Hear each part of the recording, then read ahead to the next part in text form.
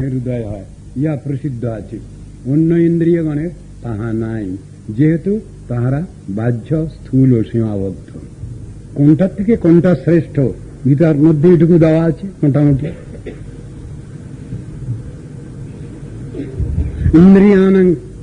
ইন্দ্রিয়ানাং পরান্নাহু ঋন্দ্রিয়েভ্য পরং মনঃ মনসস্তু পরা বুদ্ধে বুদ্ধের্য পরতস্তু স।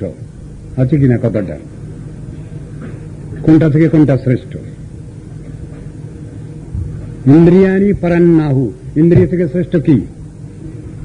মন। মন কি?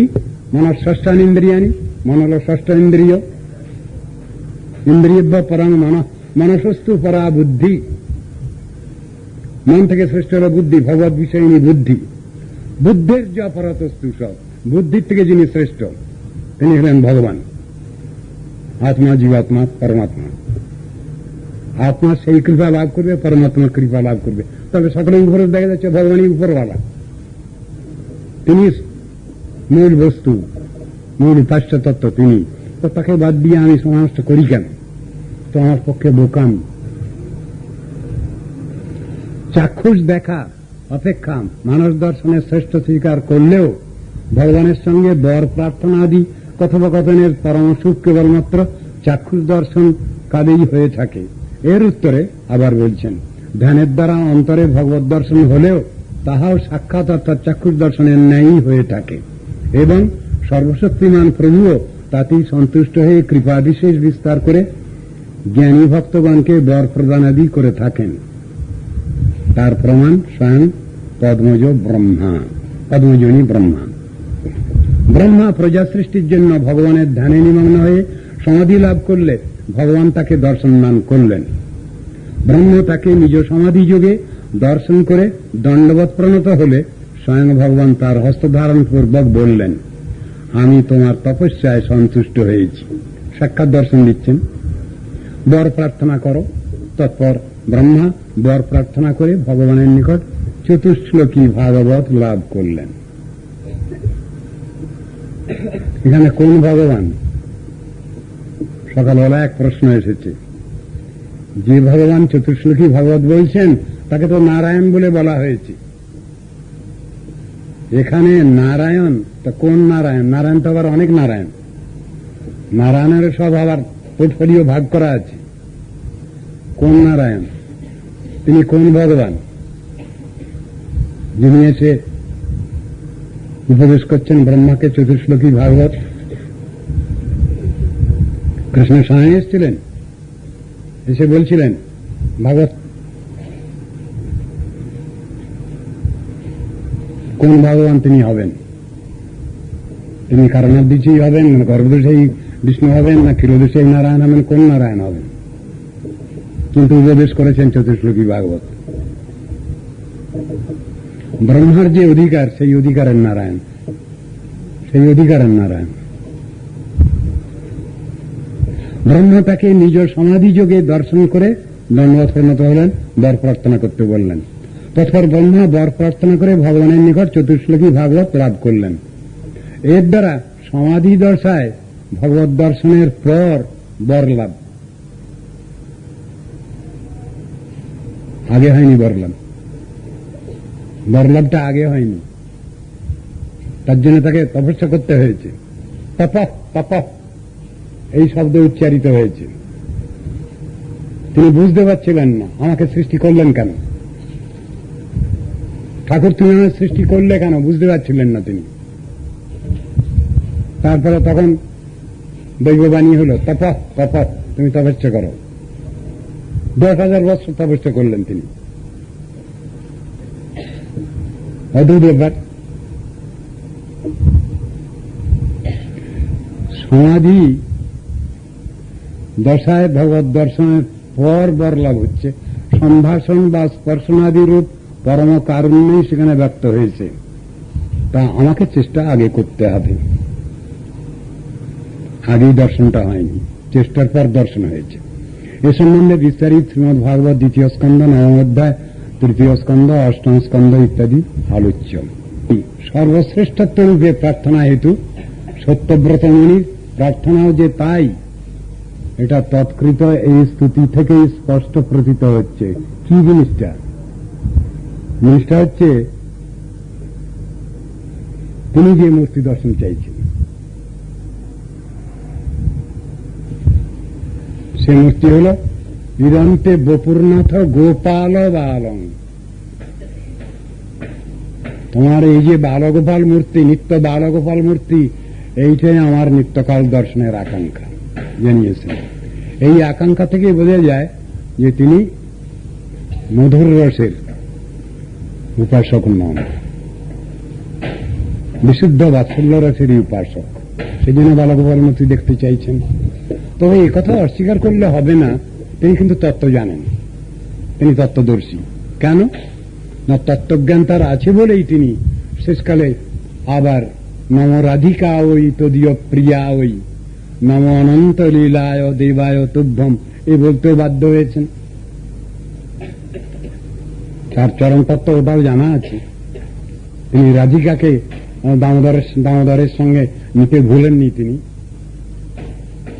একজনকে প্রণাম তিনি করেননি, দুজনকেই প্রণাম করেছেন একসঙ্গে। তার তত্ত্ব দর্শনটা জানা আছে, কিন্তু তার সাধন ভজনের যে অধিকার সেটা ওই পর্যন্ত, বিশুদ্ধ বাৎসল্য রস।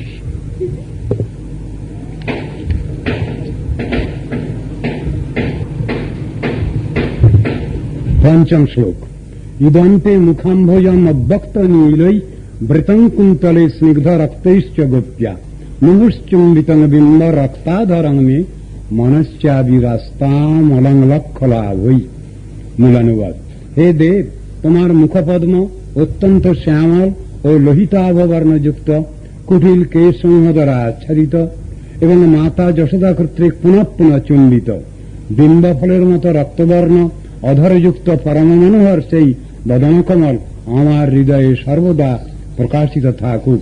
অপর লক্ষ্য লাভেও আমার প্রয়োজন নাই। টিকানুবাদ। তত্র চ শ্রীবিগ্রহের মধ্যেও আপনার পরম মনোহর শ্রী মুখকমলী বিশেষ রূপে আমি দেখতে ইচ্ছুক। এই অভিপ্রায় জ্ঞাপনার্থ বলছেন ইদন্তে। বিগ্রহ দর্শন করতে চাচ্ছেন ভক্ত, তার ভিতরে ওই মূর্তি দর্শন করতে চাচ্ছেন, অন্য মূর্তি নয়। কালকে যেমন আলোচনা হয়েছিল, এটা সাজেস্টিভ কোশ্চেন। কোন মূর্তি দর্শন করবেন ভক্ত ভগবানকে জানিয়ে দিচ্ছেন, আমি এই মূর্তি দর্শন করব। তুমি আমায় দেখাও যেটা আমার পক্ষে, এটা এক ধরনের বিচার। আর ভক্ত ঠিক করে রেখেছেন যে আমি এই মূর্তি দর্শন চাই। সেখানে যেখানে পরিষ্কার ভাবে বলছেন সেটা সাজেস্টিভ, নিজেই ঠিক করে বলছেন। যদি বলা যায় এর ভিতরে কি কোনো বিরোধিতা হচ্ছে নাকি, আনুগত্যের অভাব হচ্ছে নাকি, তা নয়। ও বুদ্ধিটুকু ভগবানের দেওয়া, সেই বুদ্ধি নিয়ে উনি বলছেন ওটা। যদি ভগবানের দেওয়া বুদ্ধি বাদ দিয়ে যদি তিনি কিছু বলেন যদি, তাহলে ভুল হবে। কিন্তু ভগবানের দেওয়া বুদ্ধি নিয়ে ভক্ত যদি কিছু বলেন, সেটা ঠিক আছে, তার সেটা সুসঙ্গত, এটাও বুঝতে হবে। আনুগত্যবিহীন যে কোনো জিনিসই অচল। কদাচিৎ নিজ ধ্যানযোগে ইষ্টের স্ফূর্তির দ্বারা তার যে অনির্বচনীয় সৌন্দর্যাদি অনুভব করেছিলেন, তাই ভাষায় ব্যক্ত করছেন এখানে। আপনার মুখমেবাম ভোজং, মুখপদ্ম অর্থাৎ প্রফুল্ল কমল খনি, নিখিল সন্তাপহারী এবং পরমানন্দর সময় এই মুখপদ্ম আমার মনে পুনঃ পুনঃ প্রকট হচ্ছে। সেই মুখপদ্ম কি প্রকার পুনরায় দেখাচ্ছেন। পরমশ্যামল, স্নিগ্ধ, লোহিতাভ, কুটিল কেশসমূহের দ্বারা যাহা আবৃত, অর্থাৎ কমল যেমন ভ্রমরগণের দ্বারা বেষ্টিত হয়, মুখপদ্ম সেইরূপ কেশসমূহের দ্বারাই পরিবেষ্টিত। গোপী শ্রী যশোদা অথবা শ্রী রাধা যাতে পুনঃ পুনঃ চুম্বন করছেন, সেই বদন কমল মহা সৌভাগ্যশালিনী যশোদা কর্তৃক পুনঃ পুনঃ চুম্বিত হলেও আমার মনে যেন তা একবারও প্রকট হয়, একবারের জন্য প্রকট হয়। কিরূপ বদন কমল তার ব্যাখ্যা দিচ্ছেন। অথবা পূর্ব শ্লোকস্থ সদা শব্দের এই শ্লোকেও অনুবৃত্তি হেতু সর্বদাই যেন প্রকট থাকে, সব সময়ের জন্য, কখনো যেন ছাড় না হয়, একটু সময়ের জন্য নয়, ক্ষণেকের তরেও নয়, সব সময়। ভক্তের এই অবস্থা হয় হয়তো? গ্রাম্য কথা না কহিবে, গ্রাম্য বার্তা না শুনিবে, ভালো না খাইবে আর ভালো না পড়িবে, অমানি মানদ হইয়া কৃষ্ণ নাম সদা লাদে, ব্রজে রাধা কৃষ্ণ সেবা মানসে করিবে। কি ব্যাপার? সদা শব্দ লাগানো আছে যে, তাহলে ভক্ত কি ঘুমান না? ভক্ত কি নিদ্রা যান না? তাকে তো একটু বিশ্রামও নিতে হয়, 2-4 দণ্ড। কি রকম বিশ্রাম নেবেন তিনি? যখন তিনি বিশ্রাম নেন তখন তিনি কি করে হরিনাম করেন? যখন তিনি বিশ্রাম নেন তিনি কি করে তখন ভগবানকে ডাকেন? 24 ঘন্টার ভিতরে 24 ঘন্টা যিনি ভগবানকে স্মৃতিপদে রাখতে পারেন তিনি হলেন বৈষ্ণব, তিনি হলেন গুরু। একথা বলা আছে। আমাদের সকলের জন্যই সেই উপদেশ দেওয়া আছে। আমরা কখনো কোন সময়ের জন্য, এক মুহূর্তের জন্য যেন কখনো ভগবানকে না ভুলি, এই কথা উপদেশ দেওয়া আছে। কিভাবে করব? ব্রজে রাধা কৃষ্ণ সেবা মানসে করিব। কি করে করব? মনটাই তো পাজি, তার মনটাই অবশীভূত, তার কি করে করব? স্বপ্ন দেখছি, স্বপ্নে রাধা গোবিন্দকে দেখতে হবে বলছেন। রাধা গোবিন্দকে দর্শন করতে হবে স্বপ্নে। আমি তো দেখছি সাপ কোপ দেখছি, সব বাঘ ভাল্লুক এসব দেখছি। তো ভগবান কোথায় আমার স্ক্রিনে আসছেন? তাহলে কি রকম দর্শন হলো? তাহলে ভগবানের অবিচ্ছিন্ন তৈল ধারার ন্যায় সবসময় স্মরণটা কি করে হচ্ছে? তাহলে ভক্তের হচ্ছে, অভক্তের হচ্ছে না। রিয়েলাইজ সোল যিনি, তার হচ্ছে। সেইরূপ চিত্তবৃত্তি বিশিষ্ট সাধারণ মানুষের পক্ষে সম্ভব না। নিত্য সিদ্ধ, নিত্য মহাত্মা যারা, তাদের হচ্ছে ওটা। সব সময় লীলা দর্শন করছেন তারা, সব সময় লীলা স্মরণ করছেন তারা। কথাটা এসেছে জাম সেবা, অষ্টপ্রহর জাম সেবা। কথাটা কার পক্ষে সম্ভব? যারা অষ্টপ্রহরী ভগবানকে নিয়ে বসে আছেন, এক মুহূর্তের জন্য সে ভগবানকে ছাড়ছেন না, ছাড়েন না, তাদের জন্যই জাম সেবার কথা লেখা আছে। সে লিমিটেড ফিউ, তারা সেই জাম সেবা করবেন, তারা স্মরণ করবেন, সাধন স্মরণ লীলা করবেন তারা। কিন্তু শ্রবণ কীর্তন তো আমার হয়নি। আমার শ্রবণ কীর্তন যদি না হয়েছে তা আমি স্মরণ করব কি করে? আমার শ্রবণ কীর্তন হলে তবে তো আমি স্মরণ করব। সে অধিকার তো আমার আসেনি। প্রভু সরস্বতী ঠাকুর সেই বৈষ্ণবকে, মনঃশিক্ষা বৈষ্ণবকে সেই কবিতার মধ্যে বলছেন, কীর্তন প্রভাবে স্মরণ হইলে হইবে সেকালে ভজন নির্জন সম্ভব। তা কার জন্য? কীর্তন প্রভাবেই নাকি স্মরণ আসবে? স্মরণকে আলাদা টেনে আনা যায় না, কীর্তন প্রভাবে ওটা আপসে আসবে। যেমন সাধন ভজন করতে গেলে, কৃষ্ণ উপাসনা করতে গেলে যেমন বৈরাগ্য আর এই যেমন আপসে এসে যায়, ওই রকম চেষ্টা করে আনতে হবে না। কোন রকম ধরনের কৃত্রিম চেষ্টার দ্বারা ওটা হবে না, ওটা আপসে আসবে। বাসুদেবী ভগবতী ভক্তি যোগ প্রযোজিত জনায়ত্তাসু বৈরাগ্যম জ্ঞানঞ্চ যদ হইতুকম। এখানে বৈরাগ্য আর এ দুটো ভক্তির অঙ্গ নয় বলে বলছেন। জ্ঞান বৈরাগ্য ভক্তির অঙ্গ নয়, কিন্তু যিনি ভক্তি বিধান করবেন তার ওটা এসে যাবে, এই কথাই বলেছেন। সুতরাং এটাও বুঝতে হবে আমাদের। মুখকমলের বিশেষণান্তর বলছেন, বিম্ব বক্ত্রাধরং বিম্ব ফলের ন্যায় রক্তবর্ণ অষ্টযুগল, যাহাতে সেই মুখপদ্ম আমার প্রকট হোক, তাহলেই আমি কৃতার্থ বোধ করব। নচেত লক্ষ্য লাভের অন্যই, অন্য প্রকার লক্ষ্য লক্ষ্য লাভে আমার কোনো প্রয়োজন নাই। তাহলে সব থেকে বড় লাভটা কি? আমরা তো লাভের আশা না দেখলে কোনো কাজে অগ্রসর হই না। যে কোনো বিষয়ে আমাদের লাভ চাই, তবে সেখানে অগ্রসর হব সেই ব্যাপারে। ব্যবসার নিয়ম আছে এটা। আমি ব্যবসা করতে বসেছি, আমাকে লাভ করতে হবে, লোকসান দেব না আমি। এখন কি পরিমাণ লাভ হলে আমার চলবে সেটা আমার একটা চিন্তার মধ্যে থাকা দরকার।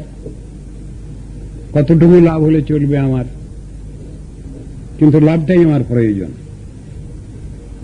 আর শাস্ত্র বুঝিয়ে দিচ্ছেন, হ্যাঁ লাভ তুমি করতে পারো, সেই জন্য তুমি ব্যবসা করতে এগিয়েছ, তা বুঝতে পারা যাচ্ছে। কিন্তু লাভ বললেই কি সবসময় লাভটা হবে? লাভ করতে চাইলেও ব্যবসা করতে বসে অনেক সময় তো লোকসানও দিতে হয়, এটাও চিন্তা করো। শাস্ত্রে এই উপদেশও আছে। তাহলে কি করব? ব্যবসা করতে গেলেই সবসময় কি লাভ পাওয়া যায়?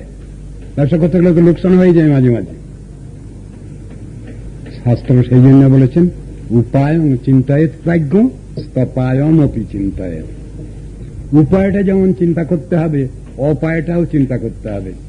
ভালো খারাপ দুটোই আগে থেকে ভাবতে হবে, তাহলে সেটা সেই যে অনুষ্ঠান সেটা সর্বাঙ্গ সুন্দর হবে, পারফেক্ট হবে। সেটা সে কথা বলা আছে শাস্ত্রে। কর্মণি আরোহমানানাম দুঃখ হত্যই সুখায়চ পশ্চাৎ পাক বিপর্যাসম মিথুনিচারিণাম নৃণাম। বলছেন, কর্ম তো সবাই করছি আমরা সংসারে, কিন্তু ফলটা সকলে সমান সমান পাচ্ছি না। অনেক আশা করছি, অল্প পাচ্ছি। যতটুকু পাচ্ছি ততটুকু আমার পছন্দ নয়। তাহলে কি করব? কর্ম করার উদ্দেশ্য কি? সবাই আমরা জানি দুটো ব্যাপার। আমি যে কর্ম করতে যাচ্ছি, এগিয়ে যাচ্ছি, তার দুটো ফল আমার পাওয়ার দরকার। কি? দুঃখ হত্যই সুখায় হচ্ছে, আমার দুঃখ কষ্টটা চলে যাক, এই একটা।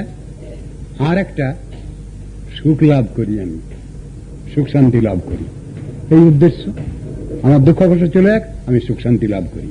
এটা তো সবাই বুঝি আমরা, কিন্তু শাস্ত্র বুঝিয়ে দিচ্ছেন না, ওটা তুমি চাইলেই সবসময় হচ্ছে না। পশ্চাৎ পাক বিপর্যাসম, এর ফলটা উল্টো হতে পারে, আগে ভাগে জেনে রাখো। বিরাট একটা আশা করছে, আর সেটা যদি না পাও, আর বহু তোমার যদি লোকসান হয়ে যায়, তুমি হার্ট ফেল করে মরতে পারো। মরো না, তুমি বেঁচেই থাকো। আত্মধর্মী জীব, তুমি আত্মধর্ম নিয়েই চলো। আমরা মরবার জন্য আসিনি, আমরা বাঁচবার জন্যই এসেছি। সেই বাচ্চাটা কি?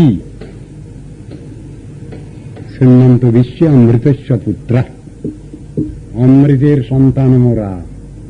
আমরা তো বাঁচবার কথাই আছে, মরবার কথা তো নাই। প্রশ্ন হয়, আমরা মরতে চাই না কেন?